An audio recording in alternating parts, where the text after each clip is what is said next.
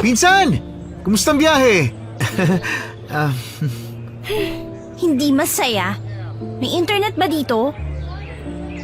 Ay, mukhang sa sobrang layo sa city, wala nang mabubuhay. Ay, grabe ka naman mag-judge, Hazel. Ang sabi ni Tiyo sa akin, dalhin daw kita sa bahay na titiran mo mula ngayon. Maganda naman ang lugar natin. Madamo, pero maraming pagkakaabalahan. And he will let me live here alone? May kailangan pa raw kasing gawin ng Tiyo sa Maynila eh. Problema raw sa kumpanya. Where's your phone? I want to talk to him. Nako, wala akong cellphone eh. Pasensya ka na ha. What? Paano mo siya nakausap kung ganon? Kay nanay. Dun sa telepono nung amo niyang pinaglalabahan niya. Then, dalhin mo ako sa nanay mo kasi gusto kong malaman kung bakit ako pinatapon sa probinsya na wala yatang signal kung kaya naman palang magstay sa Manila. Oo, sige. Nandun si nanay sa bahay na titirahan mo. Inaantay ka doon. Tara na. My God! How can I live here? Maayos naman ang lugar natin, insan. Don't judge the cover by its book. Don't judge the book by its cover, dumbass. Ganun ba yun? Oo, sige, book by the cover na. Where will I live ba? I wanna rest. Tamang-tama. Bagong linis ang bahay ni Tiyong. Nilinisan ni Nana yun nung nalamang darating ang unika iha niya. I don't need your bedtime stories, please. I want to rest my eyes. Sige. Sandali, ipapahanda ko na rin ba kay Nanay yung hapunan mo? Nakasimangot si Hazel habang sinusundan ang nagpakilalang pinsan na si Jonas. Halos mangalay na ang mga kamay at paa niya sa kakapatay ng lamok na dumadapo sa kanya habang naglalakad sila sa matalahib at madamong bakuran. Hindi niya alam kung anong pumasok sa isip ng tatay niya at pinatapon siya sa lugar na ito. Alam niyang nagkamali siya at malaking banga sa reputasyon niya ang nangyari. Pero hindi niya matanggap na siya ang pinarusahan kung nilaban lang naman niya ang pagkababae niya. Muntik na siyang mahalay kaya siya nanlaban at binugbog ang lalaki. Pero hindi naniwala ang kanyang ama. Tingin nito ay gimmick niya lang ang mga bagay na yon para magpapansin. Napatigil siya nang huminto ang binata sa tapat ng isang lumang bahay. Naiiling siyang tiningnan yun mula sa kinatatayuan.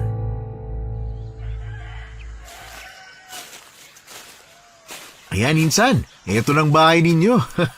Ito ang pinakamalaking bahay dito sa baryo namin.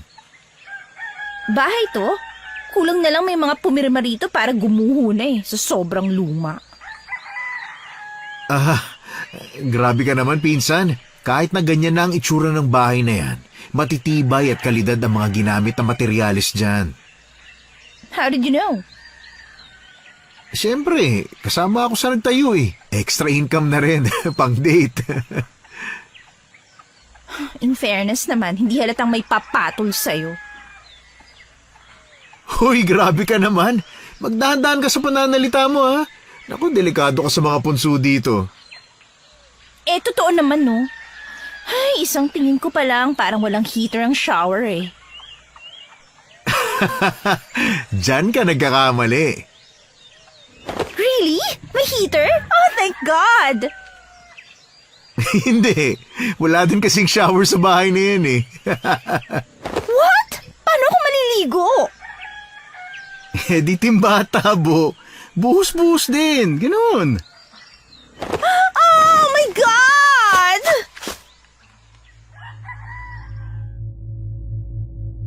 Di nagtagal ay nakapasok na sila sa bahay. Mabilis na nairita si Hazel habang ginagala ang mata sa lumang bahay. Gawa ang bahay sa kahoy, pati ang sahig ay ganun din. Pero laking pasasalamat niya na matibay nga ang sahig kagaya ng sinabi ni Jonas. Pero ang hindi niya talaga matanggap ay ang kawalan ng pagkakaabalahan at internet na alam niyang parte na ng buhay ng mga tao. Kaya hindi niya maintindihan kung bakit wala pa ring internet sa baryong yun. O ano, ayos ka na ba rito? Mukha ba akong may choice? Mapagbiro ka talaga, no? Mukha ba ako natutuwa at nagbibiro? Okay.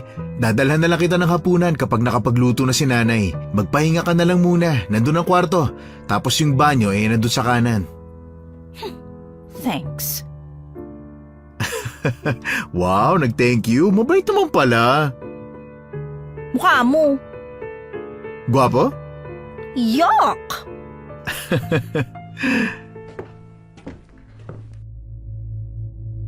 Ilang sandali pagkatapos siyang iwan ni Jonas, iginala niya muna ang mata niya sa buong bahay. Napabuntong hininga siya bago siya dumiretso sa kwarto na laking pasasalamat niya ay may kama at mukhang malambot din ang kutsyon. Habang nakahiga, pinipilit niyang hanapan ng signal ang cellphone niya. Paniguradong tumatawag na ngayon ang mga kaibigan niya. Pero kahit anong gawin niya, ay wala talaga siyang makuhang signal sa buong kwarto. Kaya naman nanahimik na lang siya sa kama. Ilang sandali pa ay may biglang kumatok sa pintuan. Nagulat na lang siya nang makitang madilim na ang paligid. Wala nang liwanag mula sa langit at tanging ang lampara na lang na hawak ni Jonas ang ilaw sa labas ng bahay. May dalang bintana na isang pinggang puno ng ulam at kanin. Hindi niya masabi kung anong klaseng ulam yun, pero dahil sa kumukulo na ang tiyan niya, ay hindi na siya nag-inarte pa. Oh, heto Hazel. Papaitan yan, luto ni nanay. Ano to? Bakit ganito yung meat? Yan ba? Laman loob ng baboy yan. Masarap yan. Specialty yan ni nanay. What? Laman loob? Kung ayaw mo nito, hindi kita pipilitin. Pero wala kang kakainin ngayong gabi. Wala bang bukas na kantin dito? Hazel, nasa baryo ka.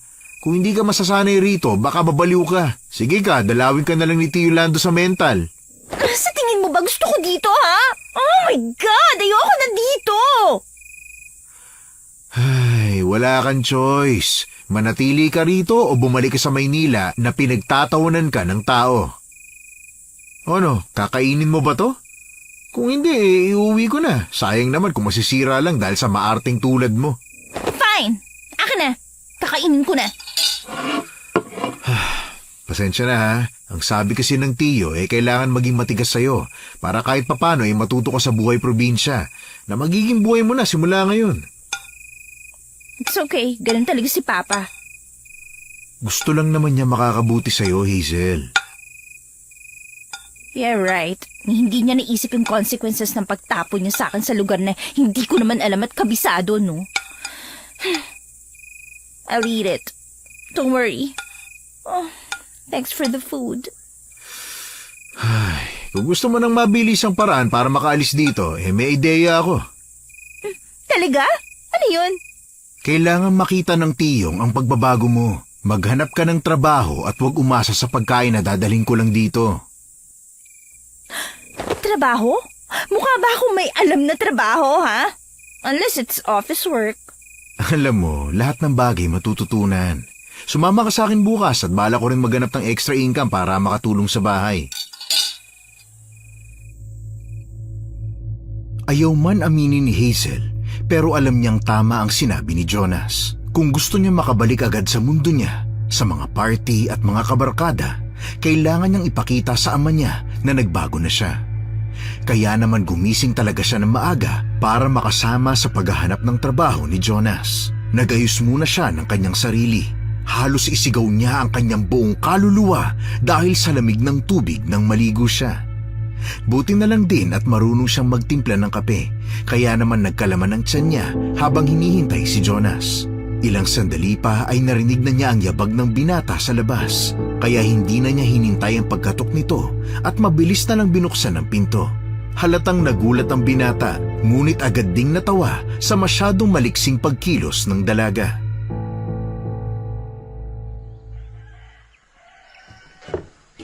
Hoy! Excited ka maghanap ng trabaho? Ha? What do you think? Sa tingin ko, oo. Kainis ka, alam mo ba yun? Saan nga pala tayo maghahanap? Hindi ko pa alam eh. Pero malaki naman ang baryo. Sigurado ako may mahahanap tayo bago tayo maghapunan. We will walk? Ano bang inaasahan mo? Wala tayong kotse o kahit na anong sasakyan dito, ha? My God! Bakit ba ako pumayag dito?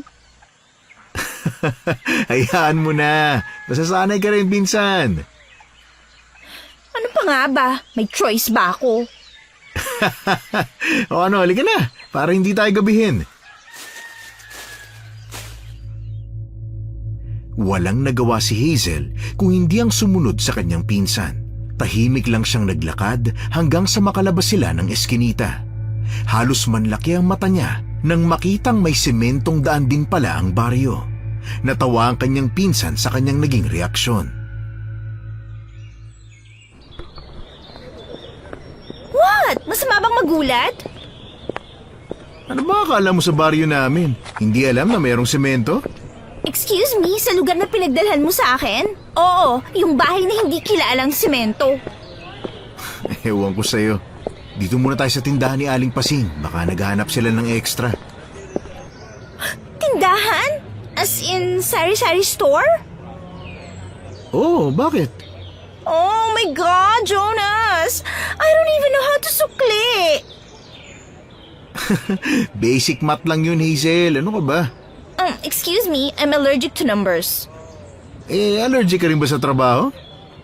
Depende kung gaano kahirap. Ay, nako. Sige na nga. Skip na natin to. Subukan natin sa karinderya ni Mang Cardo. Karinderya? Ay, mas lalong no way. Oh, bakit na naman? Kasi hindi ako marunong maghugas ng plato na walang dishwasher. Grabe ka, Hazel, ha? Seryoso ko. Saan mo ba talaga gusto? Something chill like receptionist. Yung nakaupo lang tapos walang ginagawa with aircon, comfy chair, and nakadress lang ako. Then with pay, of course. Sa baryo? Seryoso ka? Gusto mo ng aircon? Good luck na lang sa'yo. Oh, this is torture! Relax, pinsan. Hindi pa tayo sumusuko. Fine. Pero promise me no animals, no mud, no manual labor. Ha, talaga? Ano na lang natira? Ikaw ang bahala. Basta hindi ako papayag na maging, taga-igib ng tubig or something. Kung yun lang ang available, ha? Don't even joke about that. Sige na, sige na. Tara na, bago ka pa mag-back out. Oh my God! Have patience with me, please! Ang arte talaga.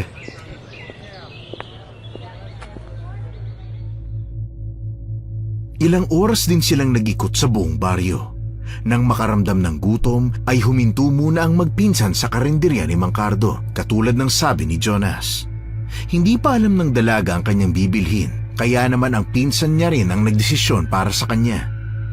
Nang matapos kumain, ay hindi muna sila agad umalis. Nagpababa sila ng kinain bago na pagpasyang maglakad ulit. Hindi alam ni Jonas pero bigla na lang tumahimik ang pinsan. Mukhang busog na ito, kaya lumamig kahit papano ang ulo. Habang naglalakad, ay halos dumamba si Hazel sa pinsan nang makita ang karatula ng isang inn. Naghahanap daw ng trabahante. Hindi pamilyar kay Jonas ang pangalan ng lugar, pero naisip na lang niyang baka bagong tayo yun, kaya hindi niya naririnig sa mga kabaryo niya. Nang makapasok ay sinalubong sila ng malaki at matikas na lalaki. Maskulado ang pangangatawan, pero may mapagkumbabang ngiti. Anong kailangan nila? We're looking for a job. Meron ba kayong receptionist position? Pasensya na sa pinsan ko ho. Hazel, hindi tayo nandito para mamili ng trabaho, ha? Tayo ang may kailangan, hindi sila. Ayos lang yun. Ano ba kayo? Pero pasensya na, Iha, ha? Wala na kaming bakante para dun sa trabahong gusto mo, eh. Kung ganun po, ano pong pwedeng maging trabaho namin? Tagalinis ng pool. Mapuno ang lugar kung nasaan ang swimming pool, kaya naman palaging madaming dahon na nalalaglag doon. Then why did you put the pool there? Hoy, Hazel, ano ka ba? Di ba gusto mo ng hotel work? I want receptionist work, not manual na tagalinis ng pool. Huwag kang mag-alala, Iha. Libre ang pagkain at lodging ninyo kung gugustuhin nyo mag-check-in. Libre rin gamitin ang pool. Huwag lang tuwing gabi. Excuse me? What do you mean, wag lang tuwing gabi? Huwag ka na kasing magtanong pa, Hazel. Hello? That's a weird condition. Sundin nyo na lang ang mga patakaran para sa ikabubuti ninyo, ha? Oh, okay. Creepy much. Sige po, tatanggapin na namin. What? Jonas! Hazel, kailangan natin ng trabaho. Ayos. O sige, simulan ninyo bukas ng umaga, ha? Teka lang. Wala man lang contract? Like, pipirmahan namin or something? Wala man lang uniform? Dito sa baryo, salita ang puhunan. Kung hindi ka naniniwala, baka hindi ka para dito. Opo, gagawin namin ang trabaho. You're seriously dragging me into this? Hoy, di ba mas okay na to kaysa hindi ka makabalik ng Maynila? Gusto mo ba yon? Isa pa. Kapag nandito kayo, huwag kayong lalapit sa lumang bahagi ng hotel. Walang bisita ang pumupunta ron, kaya hindi rin kailangan ang presensya nyo. And why is that? Basta, bawal. Sige po, maraming salamat. Alis po muna kami. Jonas, this feels so wrong. Oo, pero wala na tayong atrasan. Yun ang ginawa ni Hazel nung umaga rin yun. Nagbihis at nagayos bago siya nagtimpla ng kape habang hinihintay si Jonas. Saktong pag-ubos niya ng kape ay may kumatok sa kanyang pinto. Bumungad sa kanya ang pinsan na katulad niya ay bago ring paligo. Dahil nga maaga pa naman ay dumaan muli sila sa karinderya ni Mang Cardo at doon nag-almusal bago diniretso ang paglalakad papunta sa inn na kanilang pagtatrabahuhan. Nang makapasok sa inn, bumungad sa kanila ang isang babae sa front desk. Katulad nila ay simple lang ang suot nito at walang uniform. Hi, welcome po. Mag-check-in po kayo? Nako, hindi po. Kami yung bagong mga tagalinis ng pool. Ganun ba? Ako nga pala si Mona, ang receptionist. Ako si Jonas. Ito naman ang pinsan kong si Hazel. Medyo maarte yan kaya pagpasensyahan mo na. Mahaba naman ang pasensya ko sa ganon. Ano na? Hindi pa ba tayo magsisimula, ha? Siya nga pala, nasaan na si Boss Junel? Si Boss? Naku, baka tulog pa yon. Kalimitang hapon na yun lumalabas ng kwarto niya. Ganun ba? Bakit? May kailangan ba kayo sa kanya? Pwede kong sabihin kung sakaling makita ko siya. Naku, wala naman. Sige. Halika, ipapakita ko sa inyo ang pool na lilinisin nyo.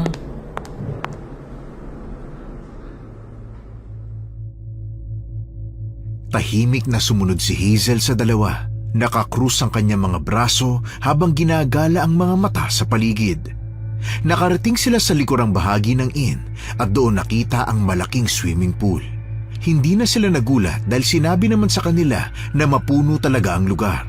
Pero hindi niya inasahan na nasa gitna rin pala ang inn ng naglalakihang mga bundok.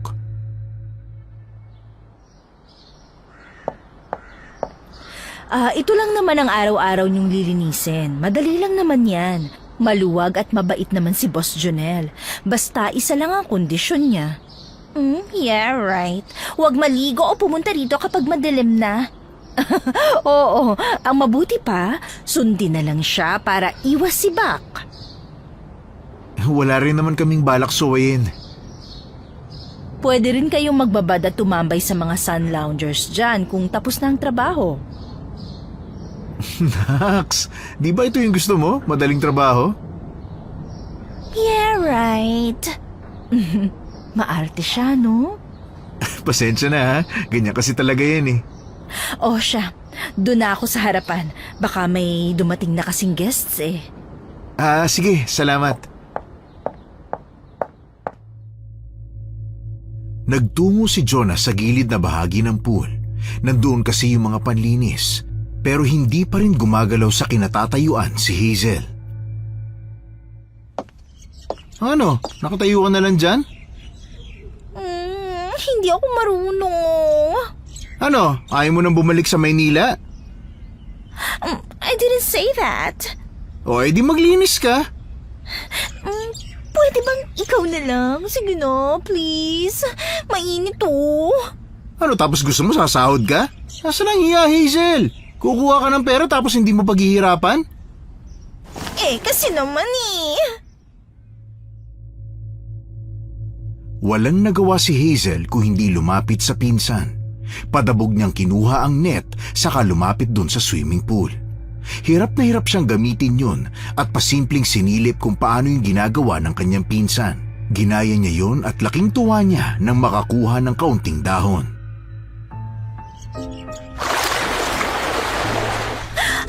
Oh my God, I got it! Uy, wow! Congrats sa first dahon mo, ha? It's easy naman pala Oo, madali lang talaga. Masasanay ka rin yan. Ano, padamihan tayo? Ang lakas mong mga hamon kundi pangaling nakukuha mo. At least, di ba? At least may improvement. Exactly. Improvement is still improvement. Sige na nga. O siya, sige na. Ibibigay ko na sa'yo yan. Thank you, finally. A little appreciation won't kill you, you know? Wow, ha? Ikaw pa talaga humingi ng appreciation? Oh, syempre. This is hard work, Jonas. Look at my hands, oh. Baka magkakalyo ako, no? Isang dahon pa lang yan, Hazel. Ikalma mo lang, huy. Sama mo. Hindi mo man lang ako encourage. Ay, sige na nga. Go, Hazel! Kaya mo yan! Champion sa paghuli ng dahon! Champion agad? Oh, basta ikaw lang ang contestant. Wow, very funny. Pero sa totoo lang, alam mo, nakakatuwa ka rin.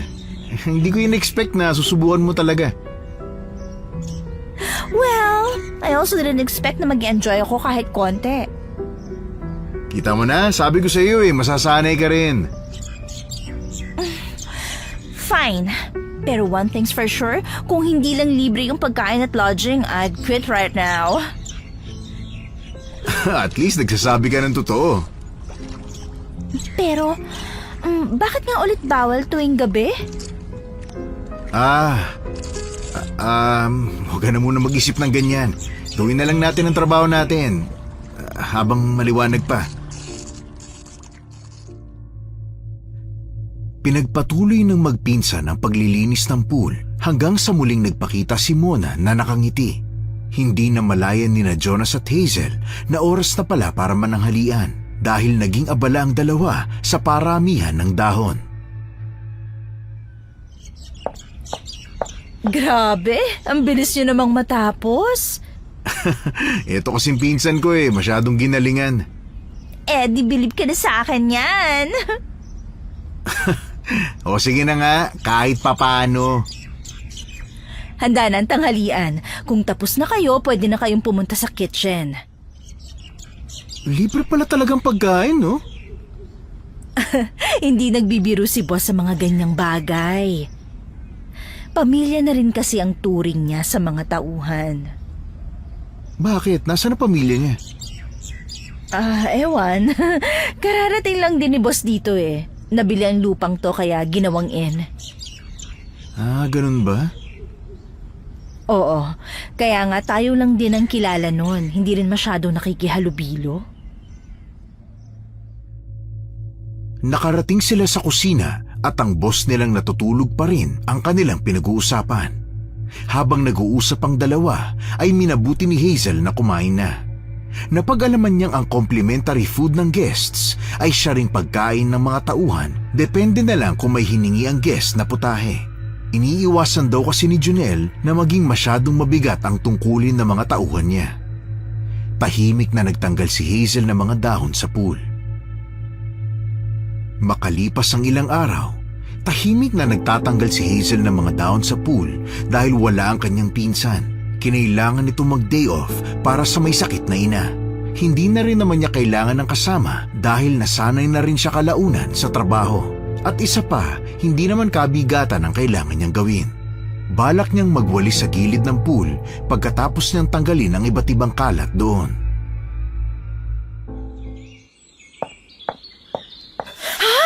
Hazel, tingnan mo to, halika! Ano naman yan? May gwapo tayong guest. Tingnan mo, oh. Talaga? Baka naman si Jonas lang yan, no? Ikaw talaga? Totoo kaya? Bahala ka dyan. I'm not interested. Kailangan ko pantanggalin itong mga dahon na to, eh. Ay, naku, ang killjoy mo. Nasa na ba si Jonas? Wala, nag-leave. May sakit si tita at walang mag-aasikaso sa bahay. Ay, di sana sinabi mo. Naalagaan ko sana si nanay. Ikaw talaga? Diyan ka na nga? Iniwan niya si Mona na talak ng talak sa front desk. Binalikan niya ang nilinisan at agad na irita nang makitang may mga bagong nagkalat na maliit na bato sa tiles na kalilinis lang niya bago siya nakipag-usap sa kaibigan.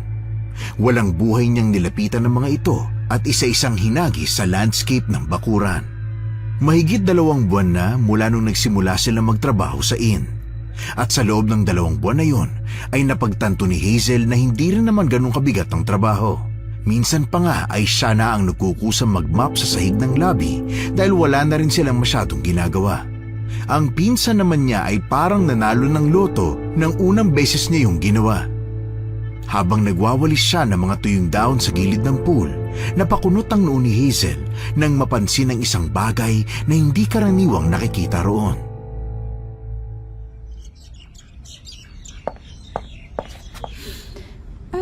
Ano to? Balahibo? Ew! Yuck! Disgusting!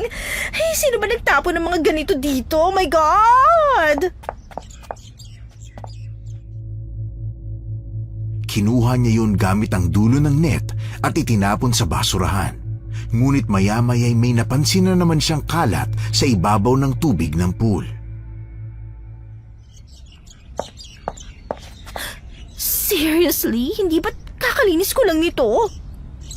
Uy, ayos ka lang ba? Kalilinis ko lang tapos may kalat na naman. Ano ba yan? Ganyan talaga yan. Madalas nga madami pa Napaglaruan ka lang siguro. Huh?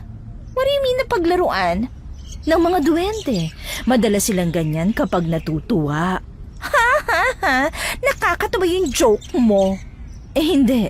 Seryoso ako, Hazel. Pwes, ako hindi natutuwa. Naiinis ako, no? Pabayaan mo na. Pasasaan ba at mananawa rin sila?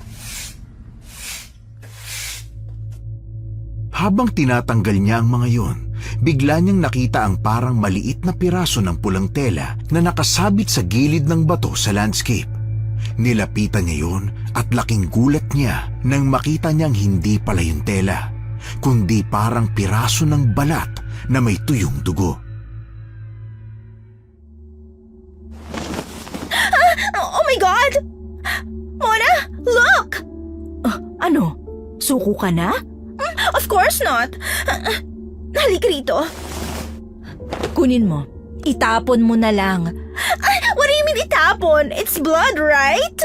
Hayaan mo na. Huwag mo nang pansinin, Hazel. Oh God! What is this place? Ang daming unusual things na nangyayari. Ano ba yan? Huwag mo na lang pansinin ang mga bagay na nakikita mo, Hazel. And why is that? Kasi nga hindi normal. Mas lalo tayong magkakagulo dito. At baka mapagkamalan ka pang nababaliw. Huh? I don't understand a thing. Makinig ka sa akin, Hazel. Hindi ordinaryong inn ang lugar na to. Huh? What? Is there something illegal here? Hindi. Pero ang pool na nililinis nyo araw-araw, totoong mahiwaga at makapangyarihan. Is this a joke? Mora, seryoso ako Seryoso rin ako, Hazel. Lumaki ako sa paniniwala at pamahiin dahil na rin sa lola kong kilalang manggagamot dito sa baryo. Ang swimming pool na to ay tirahan ng mga nilalang sa kabilang mundo. Ano ba tong kwento mo? Oh my God! It's not funny, ah! Iyon ang pinaniniwalaan ng mga taga-baryo. Kaya wala ring naging malapit na kaibigan si Boss Jonel dahil halos lahat ng tao rito hindi sang-ayon sa pagtatayo ng ina to. Pinaniniwalaan nilang sagrado at makapangyarihan ng lugar pero nabili ng dayuhan. Wait! So you're telling me this whole inn built on some kind of a sacred ground? Ganon? Oo. At yung pool mismo, doon naninirahan ng mga nilalang na hindi dapat ginagalaw. Oh my God, Mona! You sound like you're in some horror movie. Hindi to pelikula, Hazel. Totoo ang mga aswang, duwende, engkanto. Hindi lang sila basta kwento ng matatanda. Pero, bakit parang wala kang takot pag sinasabi mo yan? Dahil lumaki ako na alam kong kasama natin sila. Kung rerespetuhin mo, hindi ka nila gagalawin. Oh, tapos, anong respeto ang tawag mo dyan? That's not respect, Mona. That's creepy and disgusting, huh? Ay, kaya nga kita pinapayuhan. Huwag ka na masyadong magtanong. Huwag mo na ring ipagsigawan ang nakikita mo. Oh my God! Jonas needs to hear this! Huwag mong idamay si Jonas. Huh? What do you mean, huwag idamay? Nililinis niya ang pool everyday with me! Hazel, mas maiging walang alam ang pinsan mo. Manahimik ka na lang at huwag ka nang magtanong, ha? Oh my God, okay, fine! Lumipas ang ilang araw ay bumalik na sa normal ang lahat.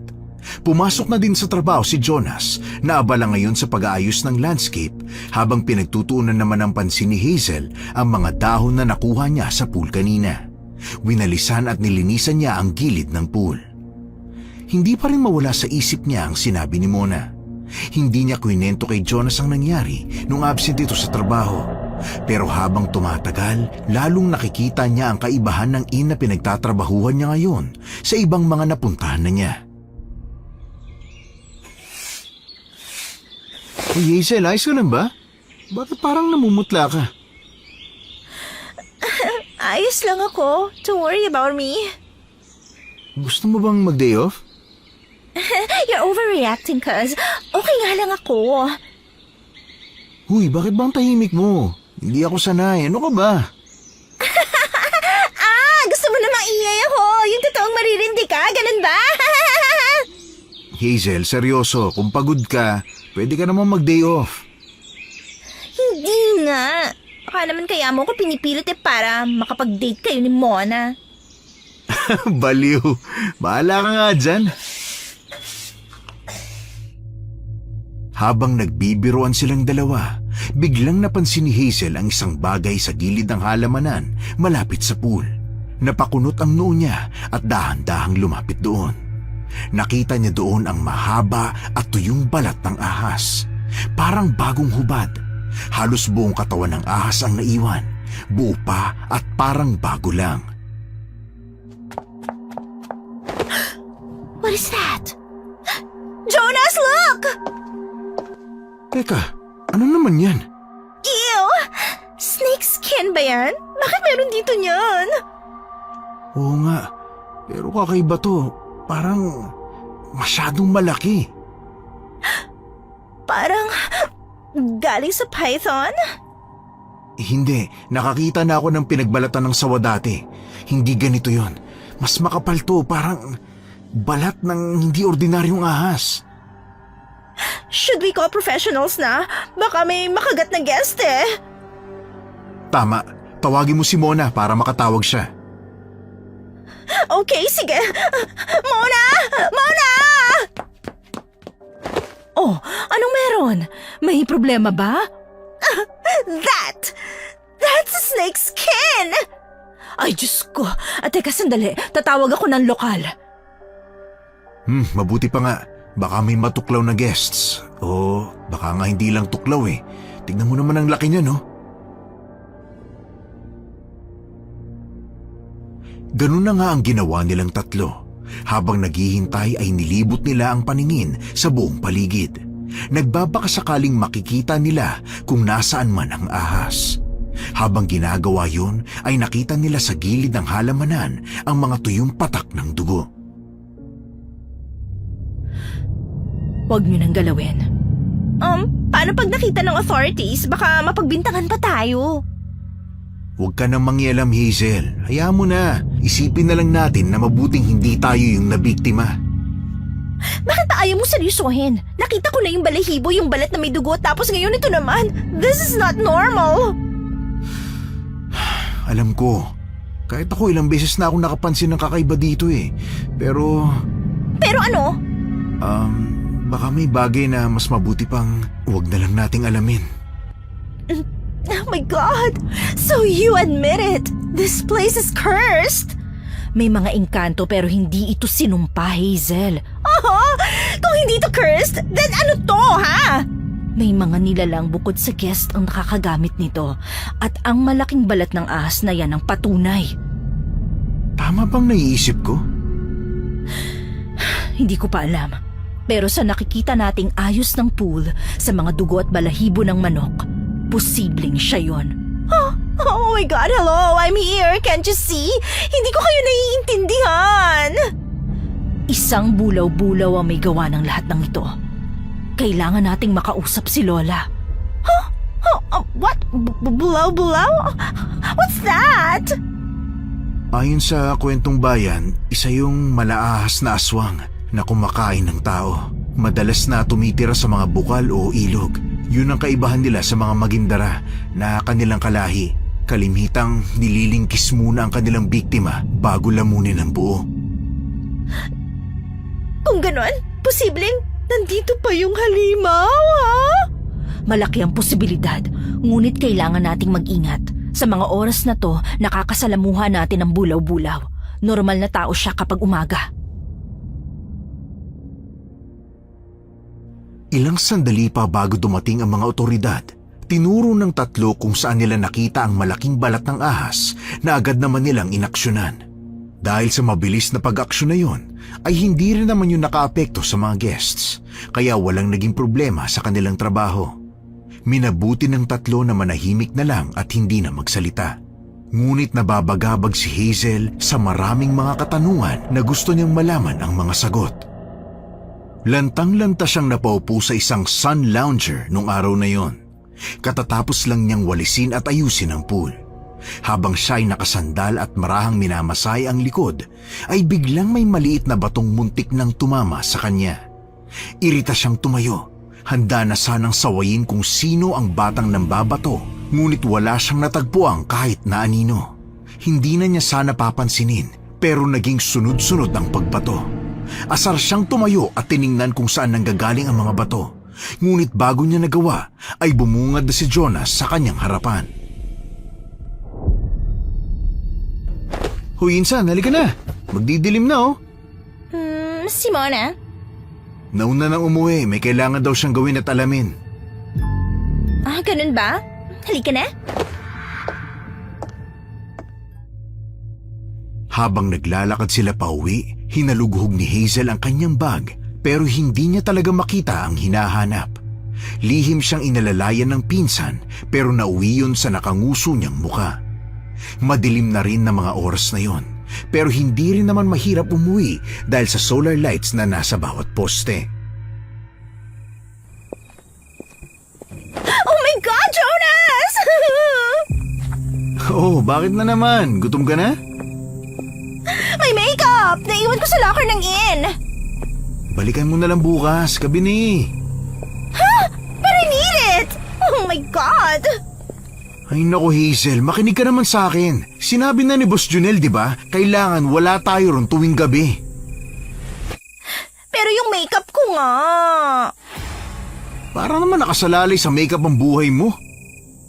Siyempre no, can't live without it. Sige na, balikan na natin. Madilim na Hazel, oh. Saglit lang naman tayo at hindi magtatagal. Sige na. Ano ba naman yan? Fine, don't join me then. Ako na lang ang babalik. Ay, Ay, sige na, sige na. Pero siguraduhin mong bibilisan mo lang, ha? Yes, boss. Pailing-iling na naglalakad pabalik si Jonas kasunod ni Hazel na may ngiting nakaukit sa kanyang muka. Habang naglalakad ay abala ang dalawa sa pag-aasaran, hindi alintana ang dilim ng paligid. Nang makarating sa gate ng inn, bigla silang napahinto. May iba silang naramdaman. Dahan-dahan at puno ng pag-iingat na humakbang si Jonas papasok. Nagdadasal na sana ay hindi siya makasalubong ng boss nila dahil baka yun na ang dahilan kung bakit sila mawawalan ng trabaho. Nang tuluyang makapasok sa gusali, agad silang natikilan sa nakita. Magulo ang mga upuan, basag-basag at pira-piraso ang mga pigurin na dekorasyon at may bukas ng putik sa sahig. Parang hinila o gumapang ang may sala. Nakahawak si Hazel sa pinsan.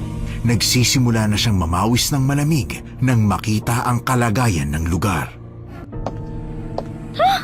What happened here? Shh! Huwag kang maingay. Pero hindi ganito kanina, di ba? Oo nga. How come na biglang ganitong bungad? Huwag na lang nating pansinin. Sige na, tumiretso ka na sa locker at kunin ang dapat mong kunin. Are you serious right now? Hayaan at huwag pansinin. Baka nasa crime scene na tayo, for God's sake! Shh! Huwag kang maingay. Sabay na natigilan ng dalawa nang may marinig silang lumagabog na bagay sa pool area. Tatakbo na sana si Hazel para tingnan kung ano ang bagay na yon. Pero mabilis siyang inawat ni Jonas. Tiningnan ni Hazel ang pinsan at nakita niya ang babala sa paraan ng pagtingin nito. Ano ba? Halika, tingnan na natin. Baka magnanakaw yun at nagkakalat sa pool. Hazel, dito lang tayo.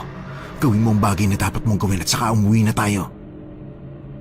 Pero, Hazel, makinig ka naman sa akin. Kunin mo nang kailangan mong kunin at umuwi na tayo. Pinagbigyan na kita, di ba? Sinamahan na kitang bumalik dito. iniisip ko lang naman baka dagdag linisin na naman sa pool yung ingay na yun, no? Trabaho natin yun. Huwag mo nang pansinin o alamin kung bakit o paano nagkakakalat sa swimming pool. Hindi na sakop ng trabaho natin yun. Jonas. Hazel, sige na. Gawin mo nang kailangan mong gawin. Pagkatapos umuwi na tayo. Ano ba? Can't you see? Additional sa trabaho natin yun. Trabaho naman talaga natin maglinis ng pool, Hazel. Kasama sa trabaho natin na linisin ng mga kalat o damo kahit saan pa yung nagmumula o nanggagaling. Katulad na sinasabi mo madalas, parte yun ng job description natin. But... Sige na, Hazel, ano ba? Wala tayo sa pelikula. At saka pwede tayong mapahamak dito anumang oras. paano kung hindi tayo yung nagkakalat, Jonas? Paano kung iba? Kaya nga sinasabi ko, wag na nating alamin. Hindi ka ba nagtataka? Kanina may ahas tapos ngayon may lagabog sa pool. Ha? Tama na, Hazel. Delikado to. Wag mong gawing laro. Paano kung delikado nga? Kung may ibang tao pa na nandun? Paano kung ahas yun? Hindi ba the authorities didn't catch the snake? Baka may mapahamak na guests. Kung tao man yun, problema na niya kung bakit siya nandito. Ang akin lang, kailangan na nating makaalis ngayon na. Hindi talaga ako mapakali hanggat hindi ko nakikita kung ano yun. Hazel, kung gusto mong mabuhay, sundin mo ko. Nagimbal sila sa sunod nilang narinig. Sigaw yun ng tao, paghingi ng tulong. Nagkatinginan ng dalawa. Napalunok pa si Hazel at hindi alam ang gagawin. Ayaw pang gumalaw ni Jonas, ngunit nang marinig ang pamilyar na boses ni Mona, ay mabilis itong sumugod sa pool area. May malaking salamin na nakaharang sa pool at sa lugar kung nasaan sila. Pero kitang-kita ang nakatalikod na figura ni Mona habang may hawak na kung ano at ang isang malaking ahas. Napakalaki ng ahas. Ang bunganga nito ay napakalaki at siguradong kayang sumakmal ng isang malaking tao. Nasisiguro nila na sa laki ng katawan nito ay kayang-kayang durugin ang kahit na anong lingkisin nito. Bitawan mo siya! Bitawan mo ang guest na yan ngayon din! Oh, lapitan natin. She'll get hurt, Jonas. Jonas? Lapitan natin. Ano ba? Walang iya ka! Pakawalan mong taong yan! Ano ba kailangan mo at bakit ka nagbalik dito? Bakit kailangan mong dito sa baryo namin umatake? Alam ko ang nais mo. Gagamitin mo ang lakas at kapangyarihan ng bukal para sa pansarili mong interes! Hazel, umalis na tayo rito. Wait, pero si Mona? Nakakaabala lang tayo, Hazel. Paano kung mapahamak siya? Ang laki ng ahas, oh. Baka nakain na siya ng buo. Wala tayong alam sa pakikipaglaban sa malaking ahas na yan. Mas lalo lang tayo makakadagdag kung makikisali tayo. Kaya umalis na tayo. Mariing hinawakan ng kanyang pinsan ang kanyang braso, saka hinila siya. Hindi na nakuha ni Hazel ang bagay na kailangan niyang kunin dahil sa mabilis na mga hakbang ni Jonas palayo sa lugar. Natigil lang ito nang tuluyan na silang nakalayo. Binitawan na siya nito nang makalayo na sila. Hindi pa nasiyahan at palingalinga pa sa paligid. Jonas, bakit mo ba ako hinila? What if mapahamak si Mona ron? Alam ni Mona ang ginagawa niya, Hazel. Pero babae pa rin siya at ang laki ng ahas na yun, no? Diba aswang yung ahas na yun? Teka, sino yun? Huwag na tayong makialam. Paano magmakialam, Jonas? Hindi siya sinagot ni Jonas. Kusan na nitong binuksan ang pinto ng bahay niya. Tahimik siya nitong pinapasok at walang kibong naglakad paalis, pauwi na sa kanila. Natulala si Hazel habang tinitingnan ang papaalis na pinsan. Napuno ng kaba at takot ang dibdib niya. Hindi niya alam kung ano maaaring nilang madatnan at makita bukas pagpasok nila sa trabaho o kung maaabutan pa nilang buhay si Mona.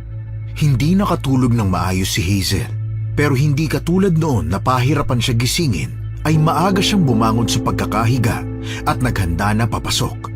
Hindi mawala sa isip niya kung ano ang nangyari kay Mona kagabi. Halos hilahin niya si Jonas para lang mapabilis ang paglalakad nito. Hoy Hazel, kumalma ka. Huwag mong ipahalata na may alam tayo at nakita. Gusto ko lang malaman kung ano nangyari. Paano napunta si Mona sa inn kagabi? Huwag mong hayaan na may makarinig sa'yo kapag uusisain mo siya. Pumapayag ka na magtanong ako? Hindi ka rin naman makikinig kung pipigilan kita. You know me na talaga, cousin. Sa tagal na naman kitang kasama, sinong di masasani sa ugali mong basta-basta kumilos? Nang makarating sa inn, halos manlaki ang kanilang mga mata nang makitang normal ang lahat. Parang walang nangyari. Kung hindi nila nakita ang nangyari kagabi, iisipin lang ng magpinsan na panaginip lang ang kanilang nakita. Pero pareho nilang alam na hindi lang yun basta panaginip. Maging ang mga ngiti at bati ni Mona ay normal. Iba sa naging tapang nito sa pagharap ng napakalaking halimaw. Magandang umaga. Buti nakarating na kayo. Okay lang ba kayo? Bakit parang nakakita kayo ng multo? Mona? Are you okay? Bakit naman hindi? Nakita namin ang nangyari kagabi. Ano nakita nyo? The big snake? Yung guest na pinuluputan? Oh, how is he?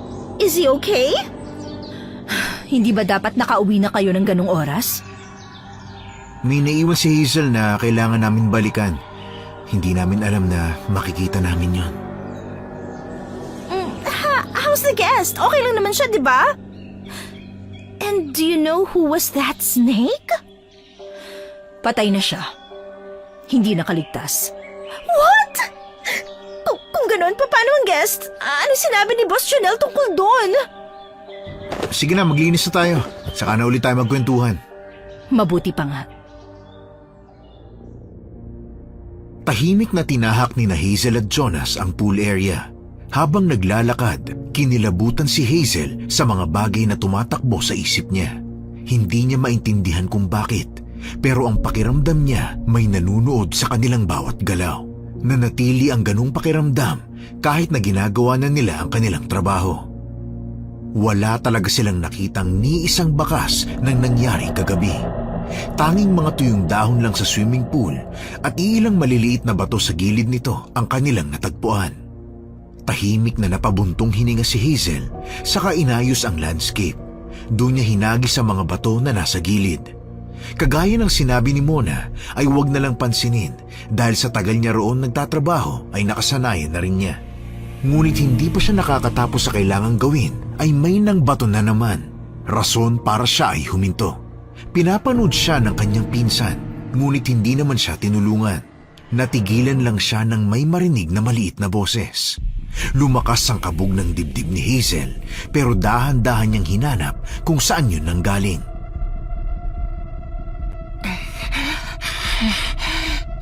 Tulong! Oh, bakit? Anong nangyari? Ayos ka lang ba? Ha? Look! What is that? Oh my God! Ano ba yun? There, oh! Tulong! Naku po, Diyos ko! Halos kasing laki lang ng hinlalaki ni Hazel ang nilalang na mukhang naghihingalo sa gilid ng pool na nililinisan niya. Kinurot niya ang kanyang sarili para tingnan kung nananaginip siya, pero nandun pa rin ang nanghihinang nilalang.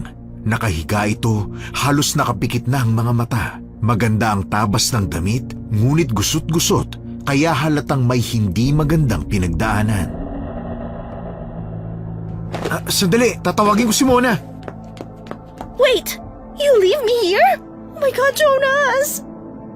Sandali lang ako, tatawagin ko lang si Mona. Oh my God! Tulungan mo ako. How? Paano? Bukal. Ano? Tubig bukal. Mona, nandito! Tingnan mo! Ano nangyari? Paano mo nakita? Narinig ko yung maliit na boses tapos nakita ko na siya dyan. Sandali. Wag! Baka delikado. Kailangan niya ng tulong. Kung patatagalin, baka tuluyan na siyang Dead? Tulong. Tubig. Bukal. Nilublob ni Mona ang kanyang hintuturo sa tubig mula sa pool. Dahan-dahan niya itong isinayad sa bibig ng duwende na agad naman nitong dinilaan. Ang maputla nitong itsura ay unti-unting nagkakulay. Ang mga matang walang buhay kanina ay bahagyang sumigla. Bahagyang naigalaw nito ang kanyang sariling katawan at napaupo ito mula sa kanyang pagkakahiga.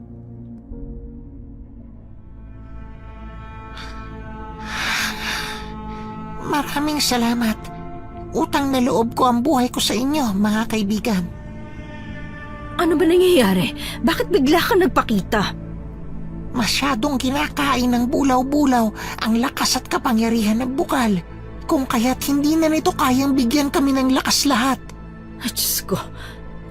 Nawawala ang balanse ng mundo dahil sa halimaw na yon. Kailangan ko ng inyong tulong. You're from another world, right? So you have different kind of stones and gems?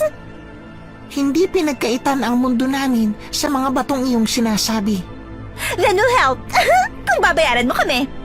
Manahimik ka, Hazel. Nakakahiya. Handa ang aming lahi sa pabuyan na inyong hinihingi. Ang amin lang nais ay matulungan kami sa aming suliranin tungkol sa bulaw-bulaw. Well, kung gano'n, tutulong kami. Tatanawin ng lahat ng nilalang sa mahiwagang bukal ang inyong pagtulong. Kailangan malaman to ni Lola. Baka may paraan siya o orasyon na magbibigay sa inyo ng lakas pansamantala hanggat hindi mababawi ang bukal. Walang kahit na anong orasyon ang makakatumbas ng lakas na maibibigay sa amin ng bukal.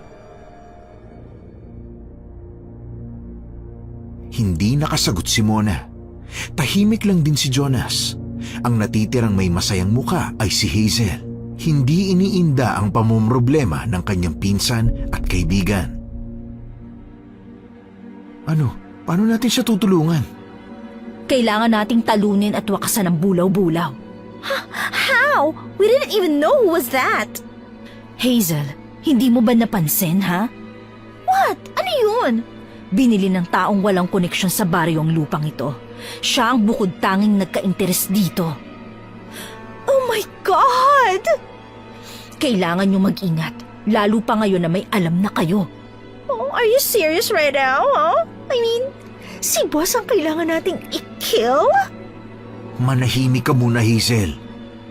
Pero si boss, matagal mo nang alam mo na? Pumasok ako rito para magmanman sa lugar.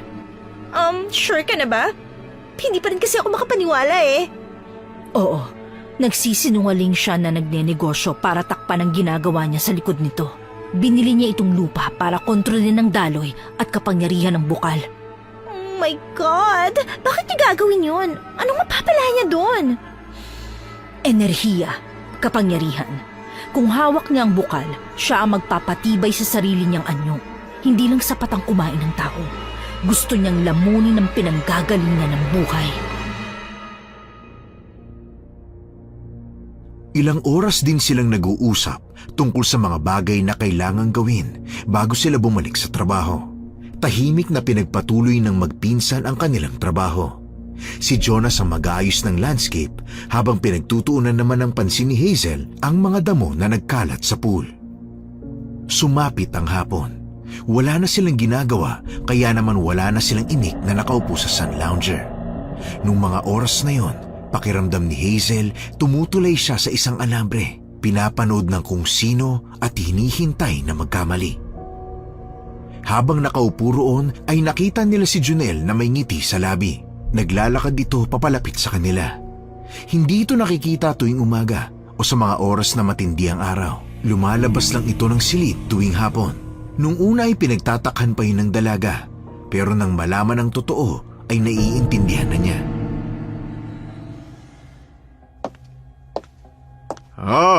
Kumusta ang trabaho? Maayos naman, boss. Hindi ba kayo nahihirapan? Naku, hindi naman po. Sa totoo nga po napakagaan ang trabaho. Mabuti kung ganun. Ako rin natutuwa dahil palaging malinis ang pool. Naku, boss, syempre kailangan laging malinis. Nakakaya sa mga guests na gustong maligo. Tama nga naman. Yan ang talagang gusto kong mga tao. Yung may malasakit sa negosyo. Syempre naman, boss. O ikaw naman, Hazel. Kumusta ang trabaho? Okay lang, boss. Sanay ka na? Hindi naman mahirap eh. Mabuti naman kung ganun. O ano, maiwan ko muna kayo dyan, ha? Pinanood ng magpinsan ang paghakbang palayo ng lalaki. Nagkatinginan pa sila nang saglit itong tumigil sa tapat ng pool. Kitang-kita nila ang lihim ng ngisi ng binata bago ito muling sumulyap sa kanila, kaya naman naghanda na sila ng ngiti para dito. Nang mawala ito sa gilid ng pool, ay doon lamang sila nakahinga ng maluwag. Tumayo sila sa pagkakaupo mula sa sun lounger. Lalabas sana sila sa pool area nang biglang may nagningning na nagpakita sa gilid ng pool. Naroon ang duwende. Hindi katulad nung una nila itong nakita. May lakas ito sa katawan. Lumapit ang magpinsan sa duwende. Umupo sila sa gilid ng pool. Palingalinga pa sila sa paligid sa takot na may makakita sa kanila. Bakit ka nagpakita? Maaari kang makita ni Junel. Kailangan niyong gawin ang napagkasunduan sa lalong madaling panahon. Masyado nang nagugulo ang aming mundo. What's happening? Nag-aaway-away na ang ilan dahil sa kakulangan ng lakas na nagmumula sa bukal. Paumanhin, ngunit kailangan niyong bilisan ang pagkilos. Kung ganun, How about the reward? Hazel, hindi ito ang tamang oras. Siyempre, kailangan ko ng down payment, no? We're risking our lives here. Tahimik na tumayo ang duwende sa gilid ng pool. Inayos nito ang magulong damit, saka marahang itinaas ang hintuturo. Dahan-dahan nitong iniikot ang daliri, at kasabay ng bawat ikot ay lumitaw ang munting liwanag na parang alitap-tap. Unti-unti, nagtipon ang mga ilaw sa ibabaw ng hintuturo hanggang sa magsanib ito at bumuo ng kumikislap na butil. Pagkatapos ng isang ikot pa, biglang naglaglagan ang ilang piraso ng maliliit na ginto, kumalansing sa sahig ng poolside. Talagang namangha si Hazel sa nasaksihan. Nanginginig ang kamay nang haplusin niya ang maliit na ginto sa kanyang harapan. Oh my God, it's real! Ibalik mo yan, Hazel. Why would I? It's a reward, Jonas! Hindi natin kailangan yan. Ikaw siguro you don't need it, pero ako kailangan ko, no? Ibalik mo na. Walang halaga sa amin ang ganyang bato, ngunit maaari naming ibigay sa mga taong aming napangakuan. Sa akin na ba to, ha? Sa isang iglap, biglang naglaho ang ginto mula sa palad ni Hazel. Naging abo na tinangay ng hangin. Naiwan siyang nanginginig, habol ang hininga. It disappeared? Mawawala ang lahat ng bagay na hindi para sa'yo. But it's real, right? Sasabihin at ipapaalam ko kay Mona. Pagkatapos namin sa trabaho ay dadayo kami sa kanilang bahay para makausap ang kanyang lola. Ilang sandali pa ay tuluyang naglaho ang duwende. Nagsimulang mag-ayos ng gamit sina Jonas at Hazel bago kinita si Mona sa labas ng inn. Nabanggit ni Jonas ang tungkol sa pagpapakita ng duwende kung kaya mas lalong dumagdag ang tensyon sa kanilang tatlo habang naglalakad. Di nagtagal, nakarating na sila sa luma ngunit gawa sa batong bahay nila Mona. Lola? Apo, nariyan ka na pala. May kasama ka pala. Mga kasamahan ko po sa trabaho, Lola. Ay nako, dapat maaga mong sinabi para nakapaghanda ako. Kumain na ba kayo? Lahat tapos na po. Ako naman ay natutuwa dahil may mga kaibigan ka na, Apo. La, kasamahan ko sila. Kaibigan mo na rin yon, Iha. Tama ba? Alam nilang tungkol sa bukal. Paano nangyari yon? Sinabi mo? Hindi po. Wala pong sinasabi si Mona. Nakita lang namin. Kung ganon, alam niyo talaga. Oho, si Hazel ho ang nakakita sa duwende. Hindi kayo maaaring mangialam. Maaari kayo mapahamak. Hindi basta-basta ang bulaw-bulaw. La, sa tingin ko kailangan natin ng mas dagdag puwersa. Anong meron?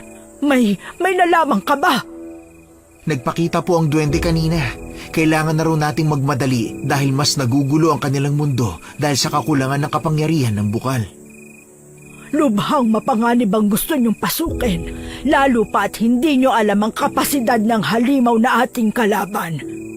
La, ang mga bagay na yan ay matututunan. Ang kailangan natin ngayon ay planuhin kung ano ang maaari nating gawin. Hindi ba mas maganda if you fought him in his human form? Huwag kang magpakasigurado, Hazel. Hindi dahil tao ay mahina na. Ang kapangyarihan na kinukuha niya sa bukal ay lubhang nagpapalakas sa kanya kahit siya ay nakaanyong tao. So, anong pwede natin gawin kung gano'n? Any suggestions? Kailangan natin siyang magulat. Umatake tayo sa paraan na hindi niya inaasahan. Sa tingin mo talaga wala siyang alam na natin ang lihim niya, ha? Ganon? Tama si Hazel. Siguradong may ideya na siya sa plano natin. Lalo pa nung nangyari ang huli niyang pag-atake. Kailangan maibalik ang dalisay na agos ng bukal. Yon ang pangunahing kailangan niyong gawin. Magagawa lang natin yon kapag nagapi na natin si Junel. Nang mga sumunod na oras ay pinagplanuhan nila ang pagpasok at pag-atake. Tahimik na nakikinig si Hazel. Hindi alam kung ano ang pwedeng iambag, kaya naman minabuti niyang hindi na lang magsalita. Isinaayos ni Mona ang mga kakailanganing gamit. Kinuha nito mula sa baul ang isang buntot pagi. Inisa-isa niyang inilagay sa ibabaw ng lamesa ang mga bagay na kailangang gamitin. Hindi pa ito nasiyahan at naglabas din ng itak. Jonas, ikaw ang maghawak ng itak. Ikaw naman, Hazel, lakasan mo ang pakiramdam mo. Ikaw ang magiging mata namin sa panganib. Oh, really? Susugod na tayo ngayon? Kagaya ng sinabi ng duwende, kailangan na nating matapos to sa lalong madaling panahon. Ang pag-iingat at gabay ng Diyos ang una niyong magiging lakas at alalay. Opo, Lola. Mag-iingat kayo. Hindi basta-basta ang haharapin yung halimaw. Lola, naiintindihan po namin. O sige na, humayo na kayo na makabalik kayo kaagad. Inaasahan ko ang pagbabalik nyo ng buo. Naka-serpent farm na kaya siya? Bilog ang buwan ngayong gabi. Natitiyak kong sinasamantala niya yun upang makuha at masaid ang kapangyarihan ng bukal. Muli nilang tinahak ang daan papunta sa inn. Ngunit ang dahilan ay ibang-iba sa dahilan na madalas nilang gamit tuwing papasok ng trabaho. Nang makarating ay kakaibang katahimikan ang bumungad sa kanila. Kitang-kita mula sa kanilang kinatatayuan ang malaki at bilog na buwan. Animoy nag-aanyaya pa sa mga bagay na nais gawing bulaw-bulaw. Dahan-dahan ang kanilang pagpasok. Siniguro na walang bakas ng tunog ang mga yapak nila. Nakarating sila sa pool area. Tahimik yun, ngunit hindi dalisay na pakiramdam ang dinulot sa kanila, kundi matinding kaba. Tila yata ako'y may bisita. Ha? Anong kailangan ninyo? Bakit narito pa kayo? Ang bukal. Parang hindi ko lubusang narinig yung sinabi mo, Mona. Isuko mo na ang bukal. Ano bang ginagawa ko? Wala naman akong ginagawang masama, Mona. You're trying to claim the power of every element there, you monster! Binili at pag-aari ko ang lupa kung saan kayo nakatayo. Maging ang bukal na tinutukoy nyo ay sa akin. Siguro naman ay may karapatan akong gawin ang mga bagay na gusto ko. Pero sinisira mong balanseng mundo! Hindi ko nakasalanan yon, Hazel. Bakit mo to ginagawa? Para sa kapangyarihan? Sino bang ayaw ng kapangyarihan mo na? Huwag kang ipokrita. Lahat ng tao ay gusto ng higit na kapangyarihan. Sa oras na maangkin ko ang bukal, ay mas titingalain akong bulaw-bulaw. Walang hanggang kapangyarihan at respeto ang naghihintay sa akin. Now I realized how selfish you are. Selfish daw. Wala akong pakialam sa gusto niyong isipin. Kukunin ko yung kapangyarihan na para sa akin at mag-ahari ako sa buong mundo. Tingnan natin. Mabilis na inilabas ni Mona ang tinatagong buntot pagi. Hindi maintindihan ni Hazel kung bakit nakita niya pa ang bahagyang pagngisi ni Junel sa kabila ng posibleng pag-atake sa kanya ng babae. Isang malakas na hampas ang pinakawalan ng babae. Ngunit kagaya ng inaasahan, parang ahas sa bilis ang pag-iwas ng halimaw. Mabilis na parang kidlat ang naging paggalaw ng anyong taong si Junel. At hindi na malayan na nakalapit na ito sa kanya. Hinawakan nito ang leg ni Hazel. Kitang-kita ng dalaga ang nakakadiring pagkayat ng laway. Bitiwan mo ako! Ano ba? Bibitawan kita, pero gusto kong makita kung ano ang kayang gawin ng pinsan mo para sa'yo. Hayop ka!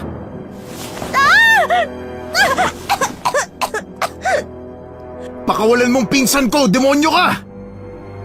Kumalma ka, Jonas. You're a monster! Salamat! Kinilabutan si Hazel nang bigla nitong hinamplos ang kanyang pisngi. Ngunit bago pa nakagawa ng hakbang ay napahiwalay na si Junel sa kanya dahil sa biglaang paghagis ng paso. Mula sa kinatatayuan niya, nakita niya ang ilaw na nagmula sa daliri ng duwende. Tiyak ni Hazel na ito ang naghagis ng paso sa kanilang pwesto na naging dahilan ng pagbitiw ni Junel. Sadyang pakialamero kang tunay, munting kaibigan, ha? Ako'y hindi nakipagkasundo sa sakim at ganid na katulad mo. Ang baba na ng tingin niyo sa akin, ha? Nakakalungkot isipin na ganyang paraan niyo ko binibigyan ng kulay. Ako ay nagsasabi ng totoo, paumanhin. Mula sa nakangising muka ay biglang naging seryoso si Junel.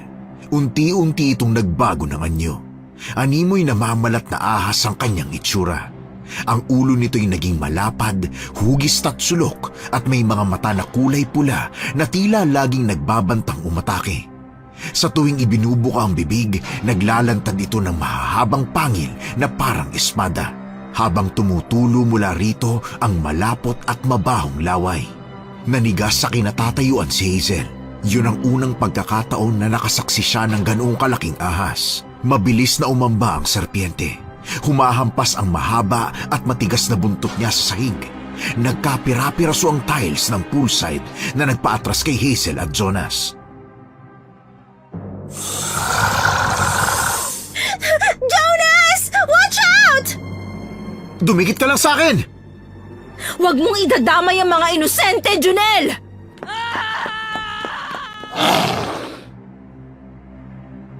Puno ng tapang na sumugod si Mona palapit sa halimaw. Ngunit mabilis rin itong nakaiwas. Parang kidlat sa bilis ang ginawa nitong paggapang sa pader. Mula roon ay huminto ito saglit bago mabilis na sumugod pababa. Nakaamba ang matutulis na ngipin. Nakita yun ng duwende, kung kaya't itinaas at inikot niya ang kanyang parehong kamay at naglabas na kakaibang liwanag na unti-unting naglabas ng puting usok. Dahilan para mabulag ang serpiente ng ilang segundo. Ngayon na! Kailangan nating samantalahin ang pagkakataon. Jonas, atakihin mo na! Ha? Hazel! Hindi, ayos lang ako! Unahan mo ng pag-atake, Jonas! Lalong tumindi ang usok na gawa ng duwende at kumalat yun sa buong pool area. Ang tanging naging kasangga nilang liwanag ay bilog na buwan. Ang laki niya. Nakakatakot, Jonas. Parang kaya akong lamunin ang buhay niya, ni. Kailangan mong tibayan ang loob mo para matapos natin ang misyon na to. Huwag na huwag kayong magkakamaling tumingin sa mga mata niya. Huh? Why? May kakayahan siyang maghipnotismo gamit ang pakikipagtitigan. Mag-iingat kayo sapagkat maaaring mawala kayo ng tuluyan sa inyong mga sarili.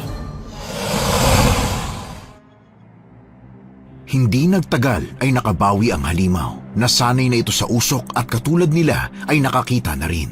Kaya biglang sumulpot si Junel sa gilid at sinugod si Mona. Handa na itong lingkisin si Mona, ngunit mabilis itong kumilos kaya nakaligtas ang dalaga sa matinding pagkakayupi sana ng katawan.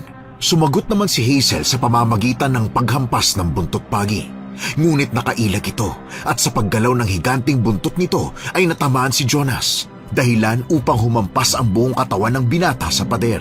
Tumusok sa kanyang likuran ang ilang piraso ng nabasag na bubog na naging dahilan ng pagdaloy ng dugo.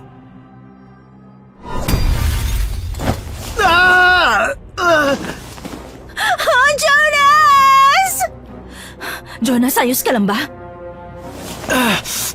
Oo, ayos lang ako. Kaya ko to. You're bleeding! Ayos lang ako. Daplis lang to.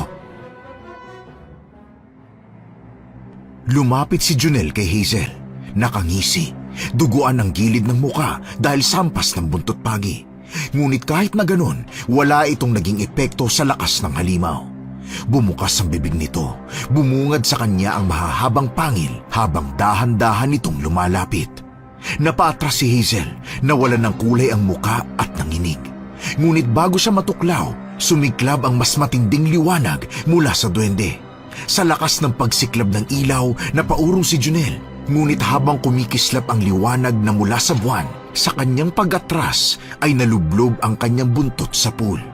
Dahilan para unti-unting maghilom ang sugat na gawa ng buntot pagi.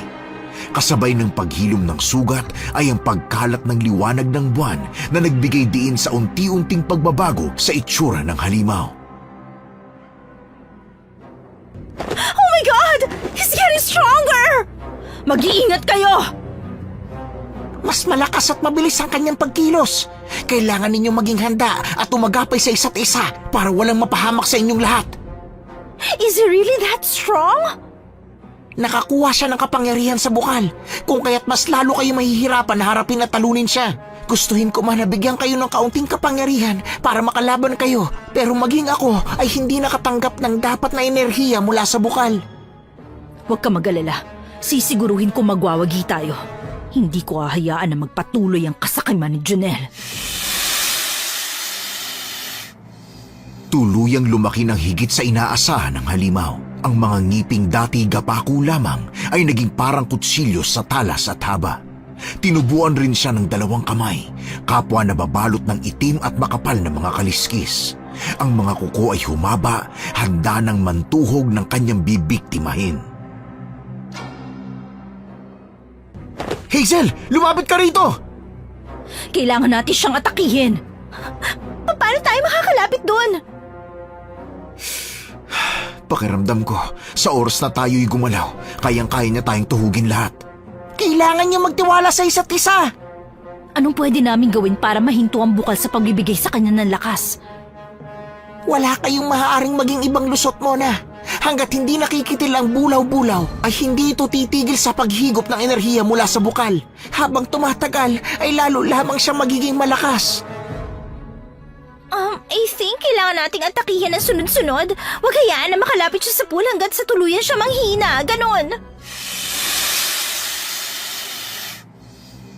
Umalingaw-ngaw ang dagundong ng mga kaliskis ng bulaw-bulaw habang mabilis itong gumagapang sa mga nakahilerang sun loungers. Doon siya pumatong at gumapang. Oh, Jonas! Ang laki na niya! Hindi natin siya kaya. Hazel, kumalma ka! Dumigit ka kay Mona! Huwag kayong maghiwa-hiwalay. Dito lang tayo sa iisang pwesto. Sumugod sa kanilang pwesto ang halimaw. Ang buntot nito ay kumikiskis sa sahig at sumisira sa tiles.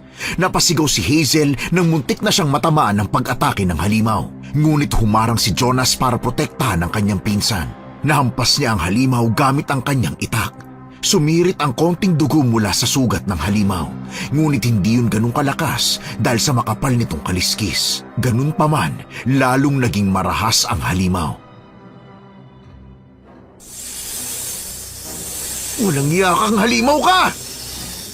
Hindi sapat ang naibigay na sugat. Jonas, umatras ka! Hazel, umiwas ka! I can't move! Kaya mo yan, Hazel! Huwag kang titigil, kumilos ka! I'm scared! Nandito ako, poprotektahan kita! Bilisan niyo ang pagkilos. Kung hindi, sama-sama tayo mamamatay rito! Mabilis ang paggapang ng serpente. Hindi alam ni Hazel kung paano makakaalis. Basang-basa na ng pawis ang kanyang noo. Nanginginig na ang mga binti. Hindi na rin niya kayang gumalaw dahil sa labis na takot. Naagaw lang ang atensyon ng papalapit na halimaw nang sandaling biglang bumukas ang glass door ng pool area. Bumungad sa kanila ang isang lalaking guest na pasuray-suray sa paglakad. Halatang lasing dahil sa hawak nitong bote ng alak. Dumiretso ang lalaki sa isang sun lounger. Hindi pa alam ang eksaktong nangyayari. Nang tuluyang mamulat ang mata ng lalaki, ay samot-saring mura ang pinakawalan niya habang iniikot ang mata sa buong paligid. Kita ni Hazel na parang nawala bigla ang tama ng lalaki.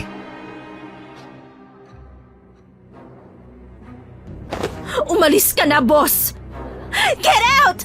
Umalis ka na! Lumabas ka! Huwag ka rito! Pre, umalis ka na! Ngunit huli na ang lahat. Gamit ang malaki at mabigat na buntot, hinampas ng bulaw-bulaw ang kanyang buntot sa katawan ng biktima. Tumilapon ito sa gilid ng pool area. Bago pa makabangon ang lalaki, sumugod ang halimaw at mabilis na pumulupot sa biktima. Narinig nila ang malakas na pagsigaw ng biktima at pagkadurog ng kanyang mga buto. No! Stop it! Hayop ka talaga! Hindi natin siya maaabot, Hazel! Hazel, huwag kang titingin! Oh my God! Oh my God! He'll be dead! Pakawalan mo na siya! Please, maawa ka, Janelle! Naging bingi sa pakiusap ang bulaw-bulaw. Kitang-kita nila Hazel kung paanong pinilipit ng halimaw ang katawan nito. Pikit matang naririnig nila ang pagsigaw at paghingi ng tulong ng biktima. Oh my God, Jonas! Mona, do something! Pakawalan mo! Huwag ka nang magdamay ng ibang tao! Sa oras na mahawakan kita, hindi ka nasisikatan ng araw. Sisiguruhin ko yan. Mabilis ang serpente. Bumuka ang bibig nito, tumalsik ang laway at sinakmal ang binti ng guest. Narinig nila ang tunog ng nabali nitong buto. Stop it! Please stop! Jonas, gumawa ka ng paraan! Hindi natin kakayanin! Hayop ka! Mabilis na umatake ang kanyang pinsan. Kita ni Hazel ang nanlilisik na mata ng binata. Sumasalamin sa mga mata ng halimaw na ngayon ay tuwang-tuwa sa paglapa sa kawawang lalaki. Umatake na si Jonas, ngunit mabilis na nakailag ang serpiente. Hindi nilulubayan ang binti ng guest. Hinila ng halimaw ang biktima paatras at narinig nila Hazel ang tunog ng balat na napupunit sa bawat ngasab ng halimaw. Pinanood nila ang dahan-dahan nitong paglingkis sa biktima. Piniga nito ang katawan ng lalaki para tuluyang madurog ang mga tadyang nito. Naumani ng sigaw mula sa biktima. Nanginginig na sa galit si Hazel. Habang pinapanood ang ginagawa ng halimaw ay bumabaon na ang kuko niya sa kanyang sariling palad. Kumukuyom ang mga kamao sa bawat sigaw ng kaawa-awang biktima. Hindi na nakapag-isip ang dalaga, inagaw nito mula kay Mona ang hawak na buntot pagi at siya na mismo ang sumugod sa nagsasayang halimaw. Buong lakas niyang pinaghampas ang halimaw sa buong katawan at buntot. Jonas, putulin mo ang buntot! Sige na! Ngayon na! Sige, hayop ka! Ha! Puwersahin nyo! Pagsabayin nyo ang atake! Hetong sayo! Ah! Ha! Ang mga hampas mula kay Hazel gamit ang buntot pagi at ang mga pagtaga ni Jonas gamit ang itak ang nagpatigil sa halimaw sa pagngasab sa kanyang biktima. Sa wakas ay binitiwan nito ang lalaki na ngayon ay lasug-lasug na ang katawan at wala ng buhay. Mas tumindi ang nararamdamang galit ng tatlo. Bibigyan ko kayo ng kaunting lakas. Kailangan namin ng kahit na anong tulong. Masyadong malakas ang halimaw. Hindi na kaya ng simpleng buntot pagi para mapatumba. Naiintindihan ko. Maaari mo ba akong bigyan ng panlaban? Nais kong tumulong. Sige. Mula sa nagliliwanag na mga daliri ng duwende, lumabas doon ang isang bato. Tahimik na nilagay ng duwende sa kamay ng babae ang bagay na yon. Bukod pa ron ay may kalasag din at espada sa harapan niya. Ano ito? Isang mahiwagang bato. Sa oras na may hagis mo yan sa kalaban o sa kahit na anong elemento, ay manghihina sila ng lubusan. Ang espada? Mula yan sa magiting na mandirigmang diwata. Dahil sa labis na kasakiman ng halimaw, nagpaabot sila ng tulong para sa inyo. Tanda ng lubos na pasasalamat. Salamat. Kami dapat ang nagpapasalamat sa inyo.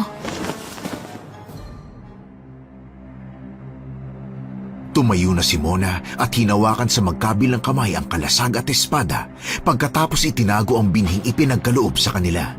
Isang binhi lamang yon, kaya kailangan niya ng plano kung kailan yun itatapon at gagamitin sa kalaban. Mabilis na naglakad papalapit si Mona sa mga kaibigan. Ang halimaw ay patuloy lang na naglalaro.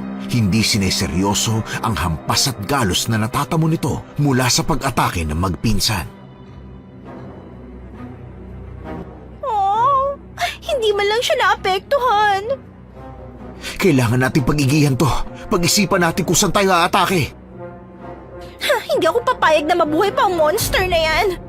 Huwag kayong mag-alala. Simula ngayon gagabayan tayo ng mga nilalang ng bukal. What? Umatake lang kayo ng umatake. Doble ang magiging epekto nun sa halimaw. Kung ganun, nakausap mo ulit yung duwende? Sa kanya galing ang armas ko. Simulan na natin. Hindi nila inasahan ang sunod na hakbang ng malaking serpente. Mabilis itong gumapang sa dingding at huminto sa itaas. Mga mata ay nanlilisik habang nakatingin sa kanila. Humigpit ang pagkakahawak nila sa mga dalang sandata. Hindi nila ito nilubayan ng tingin. Hindi maaari. Balak niyang ilubog ang kanyang sarili sa bukal. Kailangan nating pigilan ang pinaplano niya. Paano? Wala tayong pwedeng ipanlaban sa kanya kung malayo siya. Ibato niyo ang hawak ninyo. What? Gawin na lang ang aking utos. Humakbang papalapit si Jonas sa pool. Paika-ika dahil sa mga tinamong sugat sa likod at maging sa braso. Nasa taas na ang halimaw. Nanginginig man ay buong lakas nitong binato ang serpiente gamit ang hawak-hawak na itak. Ang inaasang pagbagsak nito ay hindi nangyari. Bagkus tumagal yun sa hangin. At mabilis na naabot ang halimaw na nagresulta ng malakas na paghiyaw nito. Dinig nila ang pag-ungol ng bulaw-bulaw. Nawalan ito ng balanse kung kaya't hindi nito natimpla ang sariling pagbagsak. Doon na pagpasyahan ni Mona na ilabas ang tinatagong binhi. Inihagis niya yun sa halimaw na naging dahilan ng pagsabog. Pag-ungol ng halimaw ang kanilang narinig, ngunit hindi sila nagpatinag. Sinamantala nila ang kawalan nito ng lakas at sabay-sabay na umatake. Nakaantabay sa kanilang likuran ang duwende. Nagniningning ang daliri habang pinapasa ang kakarampot na kapangyarihan nito papunta sa mga armas na hawak nila. Pinagahampas ni Hazel ang halimaw gamit ang buntot paging nagniningning dahil sa kapangyarihan na mula sa duwende. Walang awa namang pinuputol ni Jonas ang buntot ng serpente habang itinatarak ni Mona sa katawan ng halimaw ang mahiwagang espadang gamit nito. Tuluyan nang napabagsak ang bulaw-bulaw. Ang enerhiyang nakuha ng halimaw sa bukal ay kumawala na sa katawan nito. Natagpuan nilang nagniningning ang duwende. Senyales na unti-unti nang bumabalik sa bukal ang enerhiyang ninakaw ng halimaw.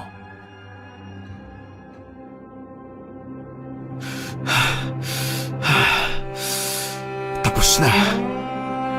May babalik na ang katiwasayan sa bukal. We really did it, right? Lubos ako nagpapasalamat sa inyo. Asahan ninyo ang aking pagiging tapat at pagtulong sa mga bagay na haharapin ninyo. How about our rewards? Yan pa rin talaga, Hazel, ha? But of course, it's real gold, like money, you know? Ang aming lahi ay tapat sa sinumpaang usapan. Kung kaya nararapat lamang na kayo'y bigyan ng gantimpala para sa inyong pagtulong. Yun naman pala eh! Ikinumpas ng duwende ang kanyang kamay. Mula sa pool ay halos mapatalon sina Hazel sa nasaksihan. May mga sirenang nandoon, mga diwata, mga tikbalang at iba pang mga nilalang. Kapwa nakangiti ng mapagkumbaba at nakayuko ang ulo. Senyales ng kanilang pagbibigay-pugay. Ano nang plano ngayon? Nais niyo bang tuluyang wasakin na ang pool? Of course! Sa palagay ko, wala namang problema sa pagtatayo ng resort at inn dito. Kailangan lang ng matindi at patas na pangangalaga at pagbabantay. Malaki rin ang magiging tulong nito sa mga taga-baryo, lalo pa at kayang magpagaling ng bukal.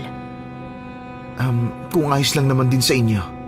Batid kong hindi pansariling interes ang habol ninyo, kaya pumapayag ako. Hahatian ninyo ng enerhiya ang pool? Bilang ganti at pasasalamat sa mga tao sa lugar na ito. Matapos tanggapin ang pabuya, tuluyan na silang napahiga sa tiled floor ng pool area. Wala nang pakialam sa nagkalat na bubog, patak ng dugo, maging sa katawan ng higanting ahas. Nang makapagpahinga, ay minabuti nilang pumunta sa bahay nila Mona. Alam din kasi ng dalaga na nag-aalala ang matanda sa pwede nilang sapitin. Palakas ka lang eh. Ano ka ba? Nakakahiya. Grabe, sa sobrang obvious nyo, kayo na lang dalawang hindi nakakaalam. Hoy, masyado ka pang bata sa mga ganyang bagay, Hazel. Duh, may mga boys kaya ako sa Manila. You don't need to lecture me about that. Puro talaga kayo pagbibiro. Ay girl, hindi ako nagbibiro. Gusto ka talaga ng pinsan ko. Natutorpe lang siya. Hazel, manahimik ka na nga. Umani lang ng tawa mula kay Mona ang pag-aasaran nila. Ilang minuto pa bago nila narating ang bahay ng dalaga. Humarap si Mona sa pintuan bago nito tuluyang buksan ang pinto.